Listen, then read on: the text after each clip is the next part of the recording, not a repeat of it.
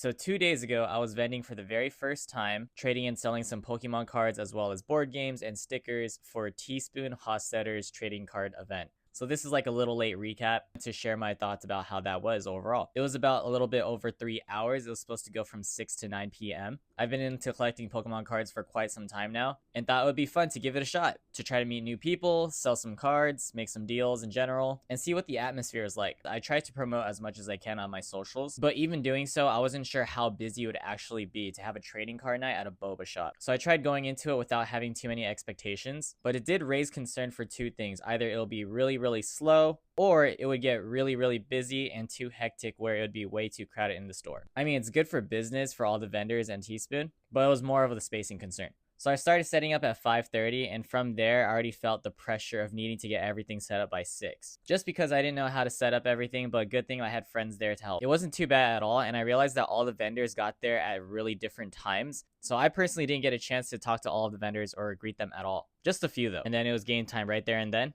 And let me tell you, from 6 to 9, it was extremely busy the entire time, especially for me. Every time I looked up, there's people everywhere, filling up the whole entire store. Lots of friends came by, lots of surprise visits as well. And I want to thank you guys so much for dropping by. It really means a lot. And the fact that you guys were able to make some deals with me and, of course, supported Teaspoon and the other vendors. So I would say it was a mix of overwhelming and fun because it was cool to just like greet people and have conversations with people to see what type of collectors they are, to know what they're looking for, what their interests are. Got to see some of my fellow ravers out there as well collecting Pokemon. Had some friends help me as well. It was just a little hectic because sometimes I was kind of like doing 2 or 3 deals at once, just trying to like figure out what's going on. For a very first time, it was really good business. I did not get a lot of time to really sit or take a breather. It was just like straight 3 hours. It felt like a quick 3-hour shift or something. And by the time it slowed down is actually when it was basically over.